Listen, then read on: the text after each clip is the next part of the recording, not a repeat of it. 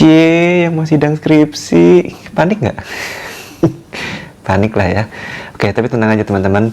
Kali ini gue mau share beberapa jenis pertanyaan yang biasanya paling sering muncul pada saat kita sidang skripsi. Gimana cara kita menghandle pertanyaan-pertanyaan tersebut dengan singkat, padat, mudah-mudahan jelas.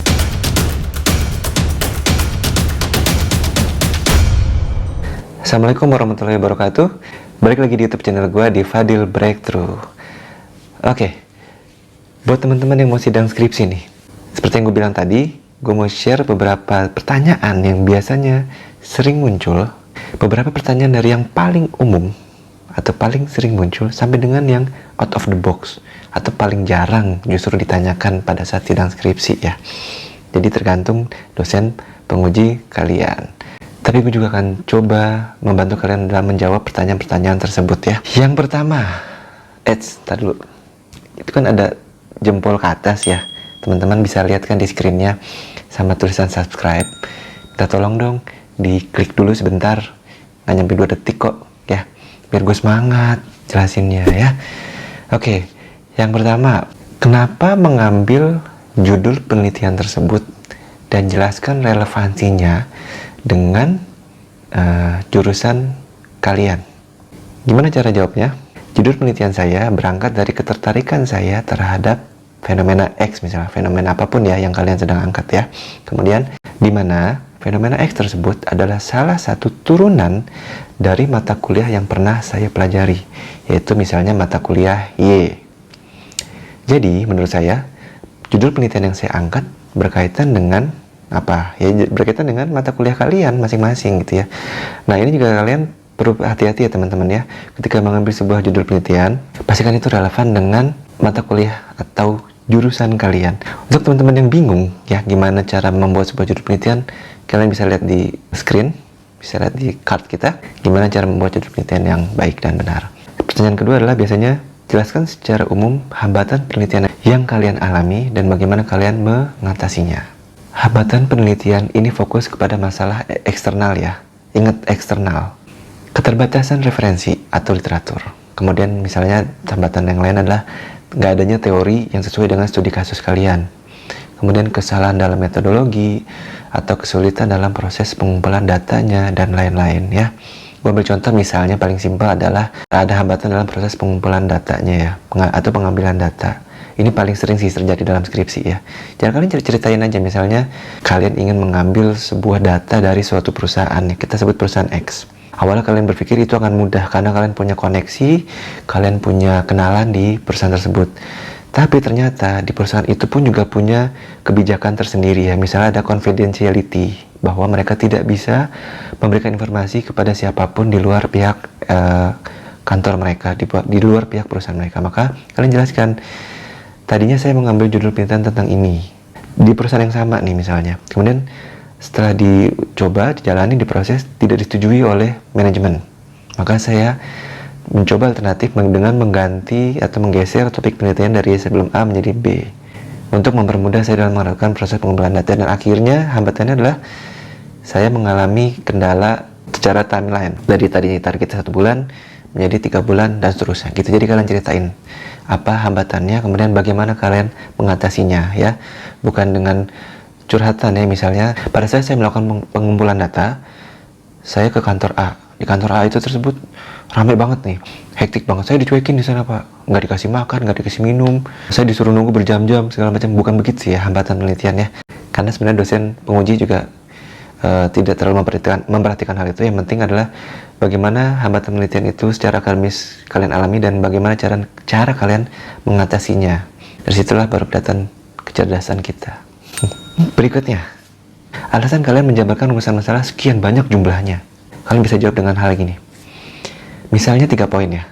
Kalian misalnya punya 3 poin rumusan masalah. Jelaskan bahwa awalnya saya membuat sekitar 8 rumusan masalah. Akan tetapi setelah dikaji kembali, mengerucutlah menjadi 3 berdasarkan beberapa alasan nih Pak, Bu, ya misalnya. Antara lain, keunikan poin rumusan masalah antara yang satu dengan yang lain. Karena ketika dari 8 itu, misalnya kalian bilang kalau dari 8 itu sebetulnya memang bisa diturunin satu persatu Pak. Tapi setelah saya cek lagi, poin 8 dengan poin ke-7 itu sebetulnya ada kemiripan. Pada akhirnya saya take out nih. Saya cuma pakai yang 8-nya aja. Poin 4, 5, dan 6 ini juga sebenarnya mirip. Akhirnya saya cuma mengambil poin yang ke-4 saja dan seterusnya. Gitu. Jadi cara kalian menjelaskannya akan lebih baik dengan cara cerita seperti itu. Kemudian yang berikutnya misalnya dari segi peluang untuk mendapatkan data informasinya Pak. Dan yang terakhir misalnya berdasarkan kelengkapan data atau informasinya yang bisa saya kumpulkan atau saya lakukan gitu. Jadi semuanya saling berkaitan, jawaban yang ingin kalian ungkapkan, dan itu biasanya akan cukup memuaskan tim penguji ketika kalian bisa menjawab seperti ini. Jelasin secara sistematis, kemudian kalian juga menjelaskan secara apa adanya, jujur, dan yang terakhir adalah kalian menjelaskan secara ilmiah seperti itu. Pertanyaan nomor 4, jelaskan dasar menggunakan teori yang Anda pilih. Nah, ini hati-hati dalam menjawabnya teman-teman ya. Tapi salah satu alternatifnya, kalian bisa menjawab seperti ini. Dari sekian banyak teori yang saya ketahui, teori X ini adalah teori yang paling mendekati atau relevan dengan rumusan masalah saya, Pak atau Bu ya. Dan bahkan ini kalau ternyata memang kejadian di lapangan ya, dan bahkan sesuai dengan kondisi di lapangan. Kebetulan ya, memang ini prosesnya misalnya bisa jadi kebetulan ya, suatu kebetulan. Kalian tadinya hanya berpikir, oh ini berkaitan antara teori dengan rumusan masalahnya.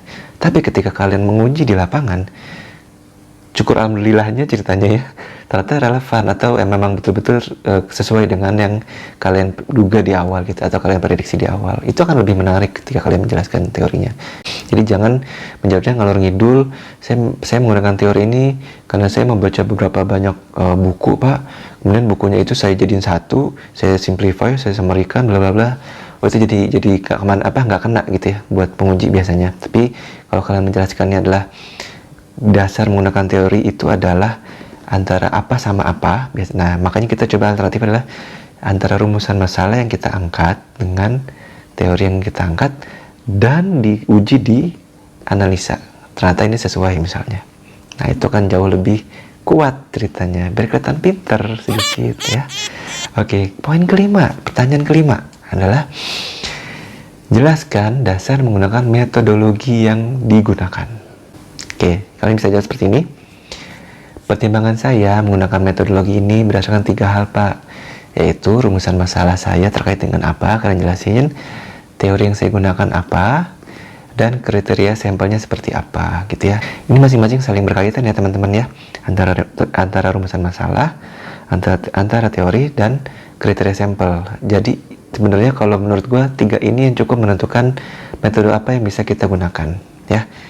Sebenarnya mungkin dari beberapa dosen, dari beberapa akademisi yang lain punya pertimbangan lain, itu fair-fair aja gitu ya. Tapi kalau dari sisi gue sebagai praktisi, 3 hal ini justru menentukan metodologi apa yang kita akan gunakan biasanya. Seperti itu ya. Nah, yang berikutnya, jelaskan dasar penentuan sampel yang digunakan. Nah, ini beda ya. Ada teman-teman yang mungkin menggunakan kuantitatif, ada teman-teman yang menggunakan kualitatif. Untuk yang kuantitatif dulu ya. Kalian bisa jawab, kita pertimbangannya adalah jumlah populasi, cakupan area, dan margin of error. Maka ditentukanlah minimum sampel saya seperti ini Pak. Gitu. Nah, kalau yang kuali gimana? Kualitatif? Kalau gue sih cukup mengkategorikan ini 2 aja. Dari segi kompetensi respondennya, atau mereka yang memiliki karakteristik yang homogen, dan juga cakupan areanya. Gitu. Jadi kualitatif ini karena memang sampelnya juga nggak perlu terlalu banyak, yang penting setiap responden kita anggap sebagai homogen ya. Jadi dalam suatu kelompok kita anggap mereka yang paling bisa menjawab pertanyaan kita. Begitu, itu kualitatif. Oke, nomor 7. Jelaskan keterkaitan atau korelasi antara teori dengan temuan data kalian. Gimana cara jawabnya? Bisa dilihat di sini. Teori yang saya gunakan adalah teori X, Pak atau Bu ya. Teori tersebut menjelaskan tentang apa? Kalian jelasin. Kemudian, setelah saya melakukan pengumpulan data dan analisanya, hal tersebut sejalan atau sesuai dengan teori yang digunakan. Di mana dari temuan data tersebut ditemukan bahwa kalian cerita ini. Temuan datanya kalian apa? Misalnya kalian ingin mengangkat sebuah perbaikan terhadap institusi ya misalnya, atau restrukturisasi organisasi misalnya. Nah, kalian bisa jelasin tuh, ada teori ini menggambarkan bahwa organisasi adalah begini. Kalian misalnya kalian menggunakan teori organisasi ya. Kemudian ternyata ditemukan saya bahwa organisasi ini nggak efektif karena dia tidak menjalankan teori yang saya temukan atau yang saya gunakan. Pada akhirnya saya bisa memberikan sebuah rekomendasi bahwa bla bla bla bla bla. Gitu caranya ya. Udah mulai tambah kelihatan pintar kan ya. Yang ke-8, pertanyaan ke-8 ini sebenarnya agak jarang ditanyakan. Contohnya begini. Menurut Anda, di antara sekian banyak saran atau rekomendasi yang dikemukakan, manakah yang harus diprioritaskan terlebih dahulu dan mana yang kira-kira paling kecil kemungkinannya untuk dilakukan? Caranya ada 2. Yang pertama, kalian bisa urutkan itu dari masalah yang paling berat dulu, atau masalah yang paling krusial yang harus diselesaikan dan sesegera mungkin diselesaikan, baru ke masalah yang sifatnya agak ringan. Karena dari sekian banyak masalah yang kalian jabarkan, kan tidak semua bobotnya berat kan, pasti ada kelasnya, ada kategorinya, berat, menengah, sedang, atau sedang ya, atau paling ringan ya. Jadi kalian kategorikan. Bisa juga dengan alternatif kedua, misalnya kita mengurutkan masalahnya yang terjadi dalam waktu cukup lama. Misalnya kalau kita ditanya mana saran yang kamu paling prioritaskan dulu ya, kita lihat dulu masalah yang terjadi bertahun-tahun untuk masalah paling lama itu yang mana. Ya kan kita udah tahu nih dari hasil wawancara kita dengan responden misalnya. Maka kita bisa bilang kalau yang udah terjadi bertahun-tahun adalah misalnya ngomongin tentang masalah SDM-nya. Kemudian ada masalah budgetnya atau dari masalah kendala birokrasinya. Ada regulasi yang nggak bisa ditabrak lah. Jadi itu yang perlu diprioritasin dulu. Supaya apa? Supaya mereka betul-betul bisa tahu bahwa kita tahu nih gimana cara kita memprioritaskan sebuah masalah. Jangan sampai ketika kita membuat rekomendasi, yang kita anggap semua itu adalah penting, padahal belum tentu itu bisa dilakukan semuanya oleh pihak terkait ya, terutama pihak yang atau objek yang kita teliti. Begitu. Dan yang terakhir, nomor 9 ini biasa jebakan Batman, seolah-olah pertanyaannya ringan, padahal itu sangat menjebak. Hati-hati teman-teman ya. Nomor 9 adalah, seberapa yakin Anda bahwa penelitian yang Anda lakukan sudah sesuai dengan kaidah-kaidah atau prinsip-prinsip penelitian? Jelaskan proses penelitian yang kalian lakukan secara apa adanya ya. Kalian misalnya contoh, langkah pertama yang kalian lakukan adalah kalian melakukan tinjauan pustaka dulu. Kalian coba bandingin referensi-referensi dari senior-senior kalian, dari penelitian-penelitian luar negeri, dalam negeri, kampus lain, fakultas lain. Kalian coba kumpulin dulu, misalnya kalian ceritain prosesnya, kemudian mengerucut. Habis itu dari referensi yang segitu banyak, saya mengerucutkan Pak menjadi topik penelitian seperti ini gitu ya. Kemudian dari langkah-langkah tersebut kemudian saya coba explore lagi, saya temukan lagi, salah satunya adalah kerangka berpikirnya, cara saya menurunkan rumusan masalahnya, kemudian masuk ke saya menemukan referensi yang paling valid di antara sekian banyak itu atau yang paling relevan dengan topik penelitian saya, sampai dengan teori yang saya dapatkan dan gimana kita mengaplikasikannya di proses pengumpulan datanya. Kenapa sebenarnya pertanyaan ini ditanyakan? Ini sebenarnya ingin menguji kok, apakah skripsi kalian atau penelitian yang kalian lakukan itu betul-betul kalian kerjakan sendiri. Kalau yang buat yang berkelompok, kalian atau tim kalian kerjakan sendiri, bukan orang lain, bukan pihak ketiga, keempat, dan seterusnya. Jadi ini memastikan aja sebenarnya bahwa kalian benar melakukan itu sendiri. Dan yang kedua, kalian tidak memanipulasi datanya. Arahnya sebetulnya ke sana ternyata, men. Itu kenapa tadi gue sebut sebagai jebakan Batman, ya. Jadi kalau sampai salah jawab, kelihatan lah dari cara kita menjawabnya, geragapan, grogi.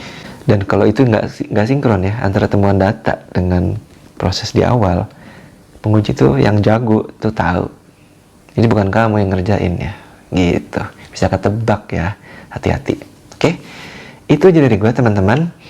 Mudah-mudahan kalian bisa sedikit lah mendapat gambaran ya, gimana ya caranya kalau ditanya ini, gimana caranya kalau ditanya kayak gini ya. Ya, ini tidak mutlak.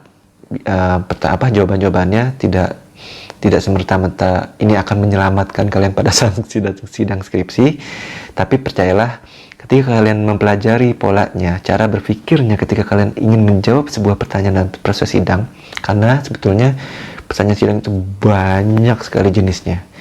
Hati-hati, dan intinya adalah satu, praktis. Kalian baca lagi semua skripsi kalian sebelum sidang, pelajari polanya, temukan benang merah di antara satu halaman ke halaman lainnya.